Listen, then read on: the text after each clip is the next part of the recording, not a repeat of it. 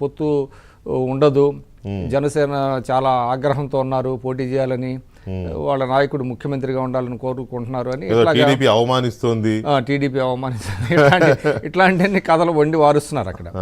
సరే, ఇక్కడ గమనించాల్సింది ఏంటంటే కొంత సమయం మనం పాటించాల్సినటువంటి అవసరం అన్ని రెండు పార్టీల మీద కూడా ఉన్నాయి.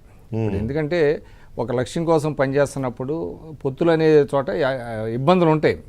విత్ ఇన్ ది పార్టీ ఉంటాయి, పెట్టుకున్నప్పుడు ఉంటాయి, ఆశాహులు చాలామంది ఉంటారు. అందులో ఇప్పుడు యాస్పిరేషన్స్ పెరిగిపోతున్న దృష్ట్యా కొన్ని అక్కడక్కడ ఉంటాయి, అవి సర్దుబాటు అవుతాయి. ఎలక్షన్స్ అంటే క్యాండిడేట్స్ అనౌన్స్ చేసిన తర్వాత అవన్నీ సర్దుబాటు వస్తాయి. ఈ లోపు ఏంటంటే వీళ్ళు ఈ రెచ్చగొట్టేటువంటి ఎక్కువ ప్రకటనలు చేయటం, ముష్టేస్తే తీసుకుంటున్నారని మాట్లాడటం జనసేనని, ఈ విధమైనటువంటి అంటే ఆ పొత్తు వాళ్ళకి అసలు సంబంధం లేదు. మేము సింగిల్గా వెళ్తున్నామని చెప్తున్న తర్వాత మళ్ళీ ముష్టేస్తున్నారు, ఆయన ముష్టి తీసుకుని ఇవన్నీ మాట్లాడకూడదు కదా, అది రెచ్చగొట్టేటువంటి పరిస్థితులు ఉన్నాయి.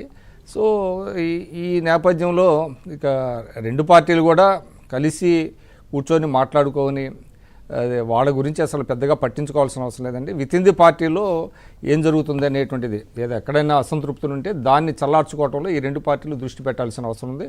అదేవిధంగా అగ్రనాయకులు కూడా కొంచెం సంయమనం పాటించాలి. అంటే ఇటీవల మీటింగ్ అన్నారు, మరి వాళ్ళ సాయంత్రం ఆ ట్రాప్లో పడకుండా చూసుకోవాల్సినటువంటి బాధ్యత అయితే ఉన్నది. ఇక్కడ పొత్తు అనేది అదేదో పాపంలాగా, అదేదో ఘోరమైనటువంటి నేరంలాగా, అసలు ఎప్పుడు ఏ రాజకీయ పార్టీ కూడా పెట్టుకోవద్దు అన్నట్టుగా. అంటే నేను ఒక చిన్న ఉదాహరణ చెప్తానండి. మహాభారత యుద్ధంలో కూడా పొత్తులు ఉన్నాయి. అంటే పాండవుల పక్షాన కొంతమంది రాజులు కలిస్తే కౌరవుల తరఫున కొన్ని రాజులు కొంతమంది వాళ్ళు ఉంటారు కదా, రెండు గ్రూపులుగా ఉన్నాయి. కాబట్టి పొత్తు అనేది సహజమైనటువంటి ప్రక్రియ. అందులో ఇప్పుడు ఏంటంటే సంకీర్ణ రాజకీయాలు వచ్చిన తర్వాత, ఎక్కువ ప్రాంతీయ పార్టీలు వచ్చిన తర్వాత మీకేంటంటే కామన్ మినిమం ప్రోగ్రామ్ అనేది ఒకటి పెట్టుకొని అంశాల వారీగానే మద్దతు, పూర్తిగా వీళ్ళ సిద్ధాంతాలు వాళ్ళ సిద్ధాంతాలు ఒకే రకంగా ఉండాల్సిన అవసరం లేదు. కామన్గా ఉండేటువంటి అంశాల మీద ఏదైతే కలిసి వస్తాయో ఆ కలిసి పనిచేద్దాం అనే ప్రాతిపదిక మీద ఇప్పుడు పొత్తు దానికి ఎలాగో గ్రౌండ్ ప్రిపేర్ అయింది కదా. సిక్సర్ సంథింగ్ ఏదో చంద్రబాబు నాయుడు గారు 6 గ్యారంటీలు ప్రకటించారు. 6 గ్యారంటీలు అంటే వేరే పేరుతో ఇచ్చారు, బాబు గ్యారంటీ, బాబు షూరిటీ అని. సో దానికి మళ్ళీ వీళ్ళు ఒక 3 పాయింట్లు యాడ్ చేసి కామన్ మినిమం ప్రోగ్రామ్ కింద ఇవి కూడా యాడ్ చేయాలనేది అనుకున్నారు, టెంటేటివ్గా అనుకున్నారు. అవి త్వరలో ప్రకటిస్తారు అనుకుంటారు. తర్వాత ఇంకొక పాయింట్ ఒకటి చెప్పాలండి. ఇప్పుడు ఒంటరిగా వెళ్తున్నాం అంటే దానికి కారణం ఏంటి?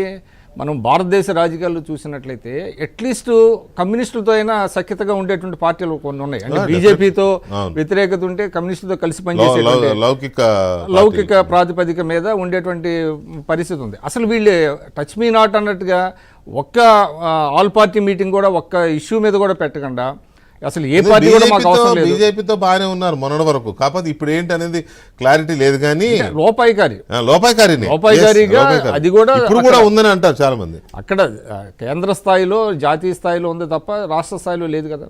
అందువల్ల దానికి ఎవరిని బ్లేమ్ చేయాలి? వాళ్ళు బ్లేమ్ చేసుకోవాలి తప్ప మిగతా ఇతర పార్టీల మీద పడి అడగటం ఎందుకు? సరే, ఇంకోటి సార్, ఇప్పుడు పొత్తు వైఎస్ఆర్ కాంగ్రెస్ పార్టీ ఎవరితో పొత్తు పెట్టుకోవడం లేదా, వైఎస్ఆర్ కాంగ్రెస్ పార్టీతో పొత్తు పెట్టుకోవడానికి ఎవరు ముందుకు రావట్లేదా? ఇది కూడా ఇంపార్టెంటే. ఇప్పుడున్న పరిస్థితుల్లో వైఎస్ఆర్ కాంగ్రెస్ పార్టీతో పొత్తు పెట్టుకోవడం అని అంటే అది ఆత్మహత్య సదృశ్యమే. ఏ పార్టీ అయినా ఎవరు పెట్టుకునే పరిస్థితి లేదు.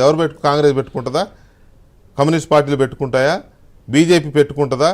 ఏదో లోపాయికారిగా సహకరించడం వేరు, బహిరంగంగా పొత్తు పెట్టుకుంటుందా బీజేపీ వైసీపీతో? ఎవరైనా ఒక పార్టీ